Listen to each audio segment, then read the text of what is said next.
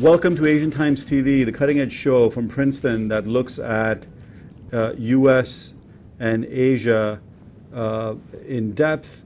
We're concerned about what's called the America's Pacific century, or the pivot that the United States is making, as enunciated by the State Department, by Hillary Clinton. President Obama have talked about this extensively in recent speeches, that the United States is moving out of the Middle East, at least for now, and focus in a concerted way on the Asia-Pacific region, and it's called America's Pacific Pivot.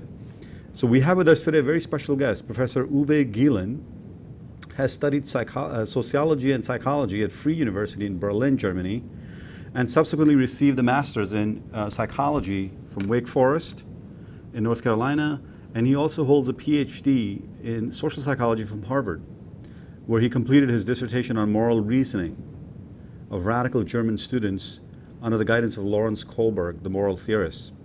Currently, he's a professor of psychology and is executive director of the Institute for International and Cross-Cultural Psychology, where, incidentally, I'm also a senior fellow. This is a center that he founded at St. Francis College in Brooklyn Heights, New York, and has been heading it since 1998. He's also taught at Shanghai Normal University in China, so we're going to talk to him about China, and at Padua University in Italy, northern Italy, at Montfort College in India, Fordham University in New York, and has lectured at 32 different colleges and universities around the world.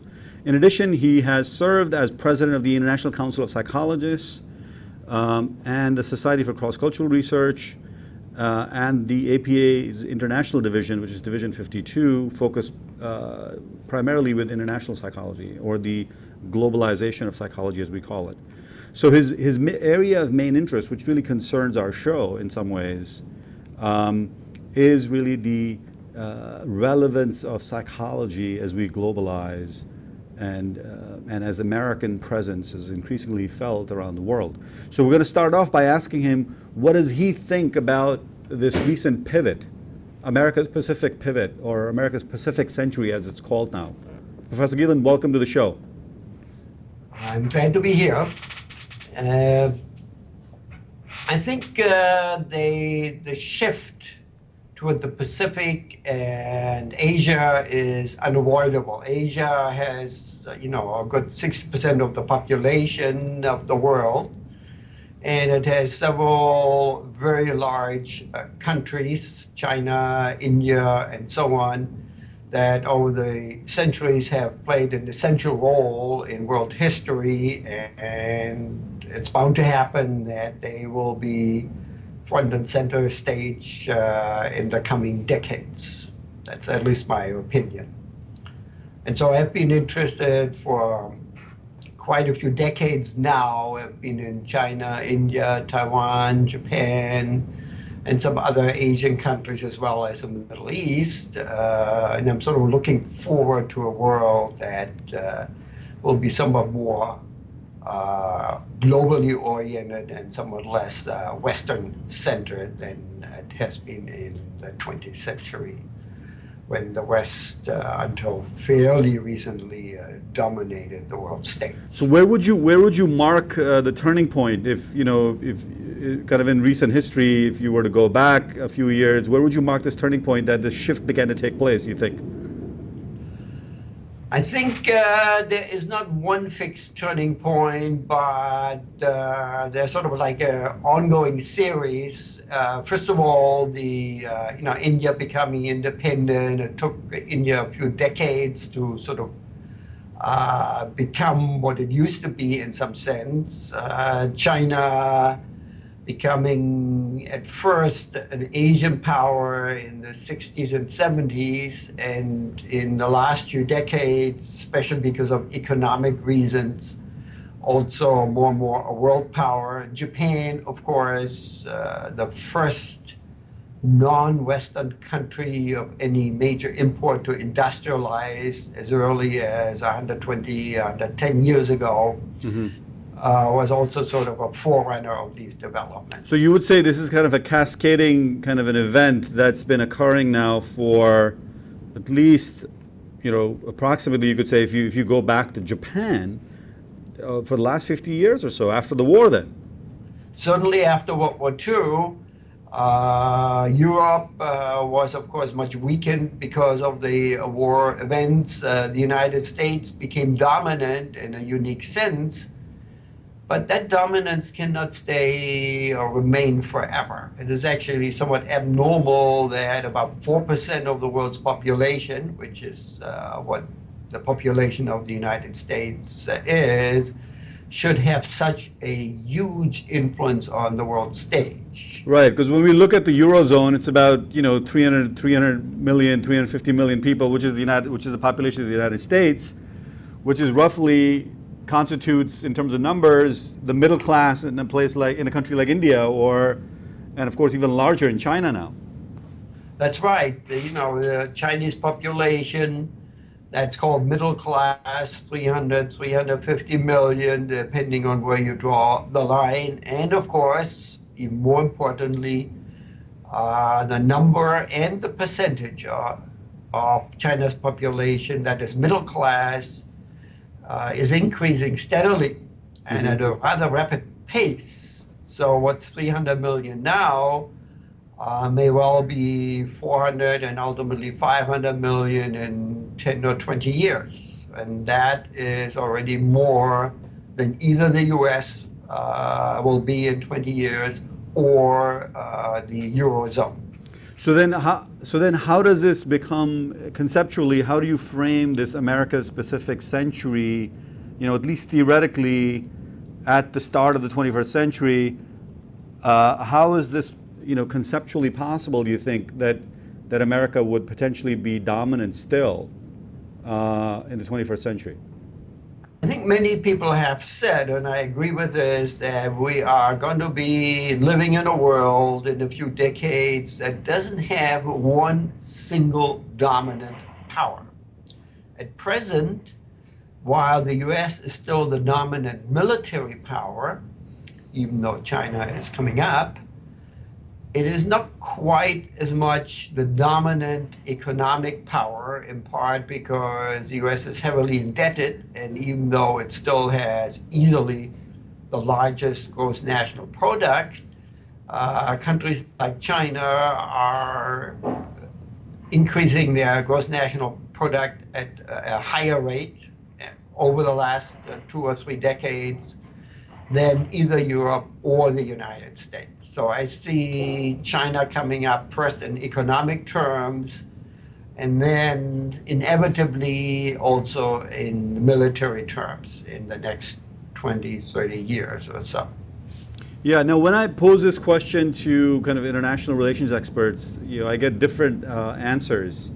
Some, reply that yes, this has been long time in the making. In fact, the United States has initiated this cooperative move or a rapprochement with the Pacific, where U.S. has been a dominant power since World War II, right? Because of the Pearl Harbor and that whole history in the Pacific. Because generally when we think of World War II and America coming into dominance, we think of the Atlantic powers.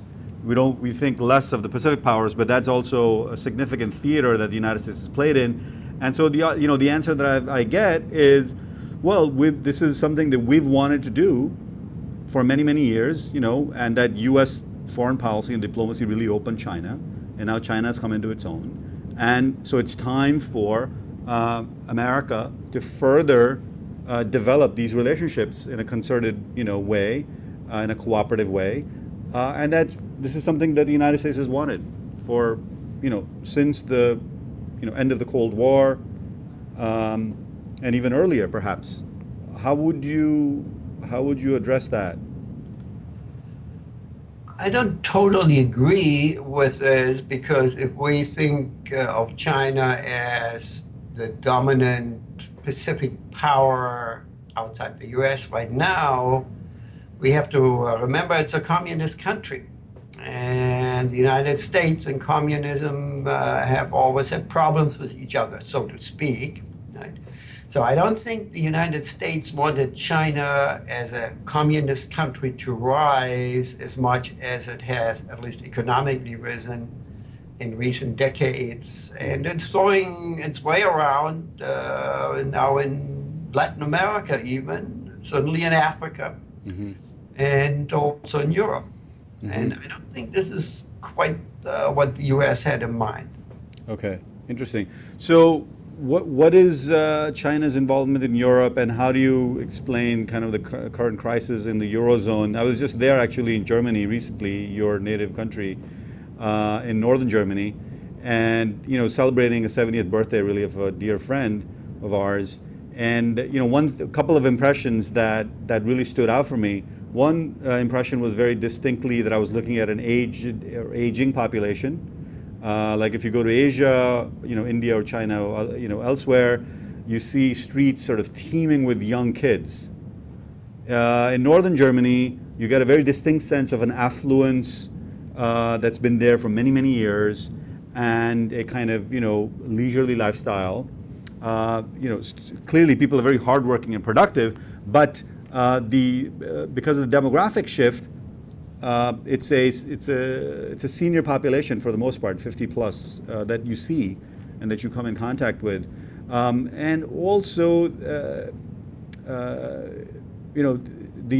demographic shift in terms of and not seeing kind of the younger demographic groups as actively involved or out in public places. Of course, this is all I mean, talking about public kind of places, and in sociological terms, kind of public impressions, if you will, of what life is like. But is that because you go there often and frequently? Is that also your understanding of what's going on in the Eurozone? Democratic developments are certainly one essential part of what is going on in a country. Basically, all European countries have birth rates that are somewhere between 1.2 and 1.8. If we, for a moment, forget about Albania, the United States has a birth rate of about 2.1 per woman per lifetime. China has also an aging population, even though the number that the population is going to reach is probably about 1.5 or so in 2050. But then, supposedly, if the demographers are correct, it will level out. So India has the youngest population of these big powers. China is sort of in between. Then comes the US and Europe, and incidentally also Japan have very low birth rates. And of course, Eastern Europe even lower. And there wouldn't be all that migration into the European countries without these countries basically not replacing their populations through birth. That's a fundamental trend in Europe. And also in East Asia, by which at the moment I mean Japan, Singapore, Taiwan, South Korea, and to some degree even China. So, but in terms of the crisis in Eurozone, and of course the German experience in the Eurozone as kind of the arbiter of the country or the nation that's really holding it together in the current sort of crisis. Speak about that a little bit, because I know you go to Germany regularly and you study there. What is your sort of historical perspective on what's going on? Well, I'm interested in cultural differences, and I grew up in Germany, and there used to be jokes around. So people would say, the Germans live so that they can work, and the Italians work so that they can live. So clearly a somewhat different set of priorities.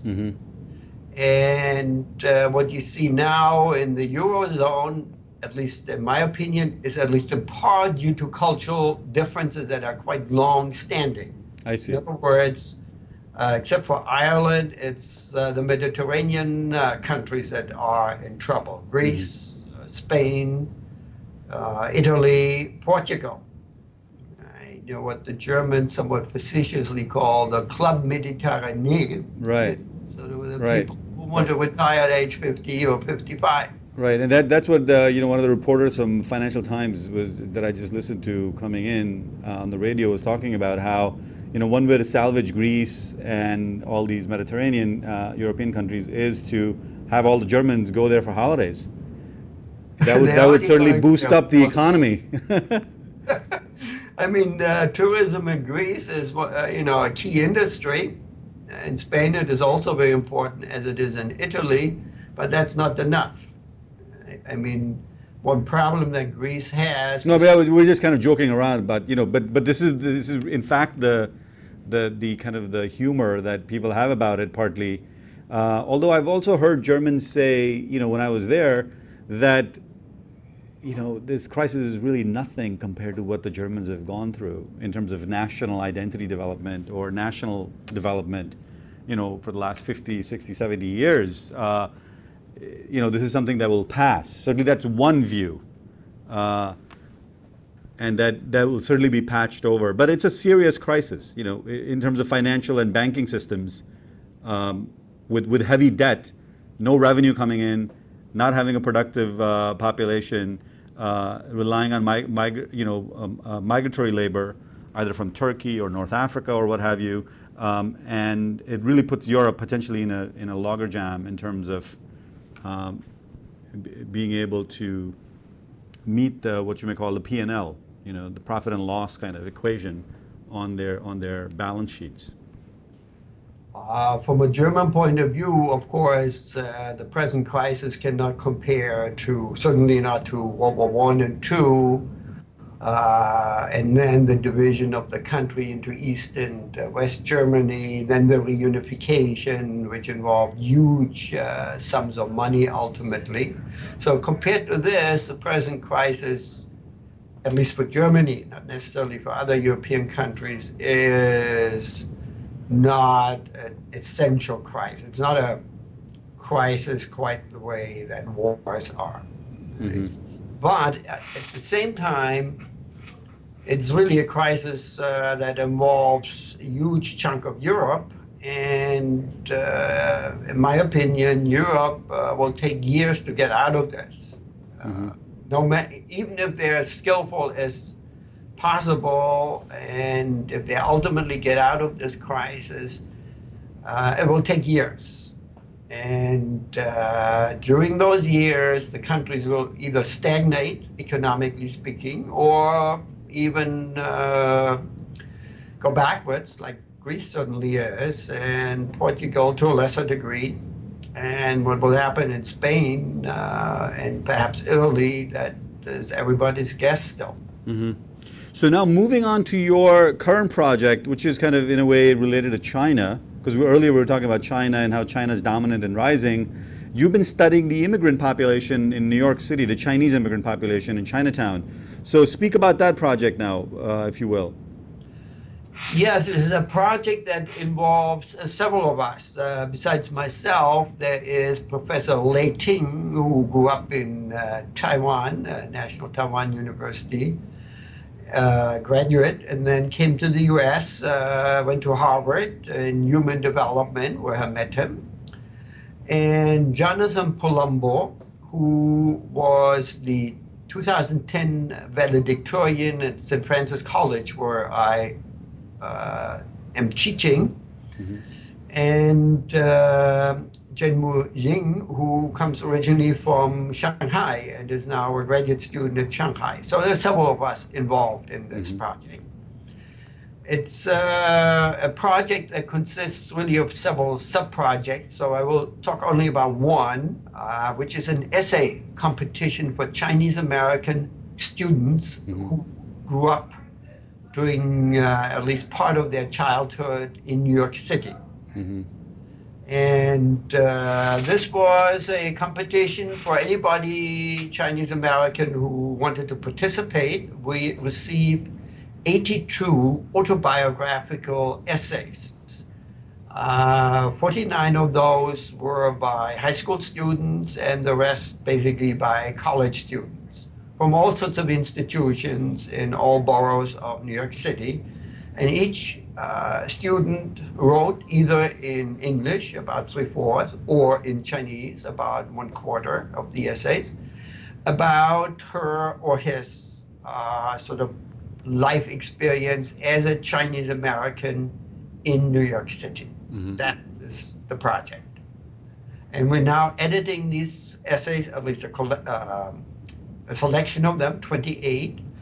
And we're pretty close to finishing up the book that will include the 28 essays, as well as sort of introductions, concluding remarks, trying to frame these essays in a broader context, what it means to be a Chinese American adolescent or emerging young adult in this city of New York. Right. So what is the project called? Or what is the book called that's going to be coming out of this? Is it something about dragon seed or something, I think you said? No, we changed the topic. It's now called From Adversity to Achievement, Growing Up Chinese in New York City. Okay. Originally, we had called it Dragon Seed, but that will be our follow-up book. We're going to do a second one that's based on long interviews. So the first book, we're almost finished with the manuscript, and I'm looking forward to giving it to a publisher so they can take a look at it. So did you find a lot of tiger moms in your sample? Or references to a lot of tiger moms? It's a little bit complicated to answer. Let me first, for a moment, discuss a couple important differences between Amy Chua, the tiger mom, Sure. Yale University professor, and the parents of the students who sent us their life experiences. Right. Most of our students come from a working class or lower middle class background. So they are not professors at Yale University. And which means that since both the father, not a Chinese, and the mother are PhDs and Yale University professors, that's very much an elite from an educational point of view. And that doesn't describe the parents in our sample at all. In fact, quite a few of these parents come, let's say, from Fujian province, and haven't, in quite a few cases, even finished high school, never mind college or even less so graduate school. So Amy Chua is more part of the kind of the Chinese diaspora, sort of the elite Chinese diaspora, right? She is a member of the elite. Yeah. And there are, of course, many members of the elite. If you go to Silicon Valley, where there are lots of Asian entrepreneurs, of course, Right. it's a very different group than most immigrants from either China or Singapore, Taiwan, here in New York City, who are much more likely to be working class or, in fact, sometimes they look well below the poverty line. But in spite of this, it is still striking how many of our students are educationally successful. We get many contributions from Stuyvesant High School, perhaps the most famous sort of public high school where you can enter only by doing exceedingly well on an entrance examination. And yet, about 43% of the Chinese students at Stuyvesant High School get lunch money. In other words, their family is dirt poor. That is impressive. So they're very achievement motivated, and you think socialization, obviously, this is what you're bringing out in the book, the kind of specific Chinese type of socialization that you see in New York brings these kids up to achieve, to go from adversity to high level of achievement. Certainly the ones who are likely to write essays. So if you have a high school dropout, and of course there are some Chinese high school or college dropouts, they're not the ones who are going to send us autobiographical essays. So our group is a bit selected. But nevertheless, it is a very achievement-oriented group. And even if the mothers are not exactly tiger mothers, there is no doubt that in the Chinese American community, there is enormous pressure on these children, and the majority of our writers are actually females, to achieve. Mm-hmm. And every Chinese American knows this. If it's not true in their own family, they actually will mention this in their essays or their interviews. They will say, yeah, you know, my parents aren't quite that Asian, which means there's pressure on education. But certainly among my best friends, you know, that's more the exception than the rule, not to be that Asian as a parent. So I wouldn't call them tiger mothers, but I would call them certainly placing heavy emphasis on the children doing well. And the children, this is very important, understand this. They know that many of these parents make great sacrifices to come to the United States. Some were smuggled in and had to pay enormous fees to these snakeheads, these smugglers. And the parents come here not for themselves so much. They come here because they believe their children will have better educational and economic chances. And the children typically understand this. And they feel bound by these self-sacrificing parents. Yeah, fantastic. So we look forward to that, the book project, which will be finishing up soon. I think you said we have pictures, of course, which we will be showing during this program from that project.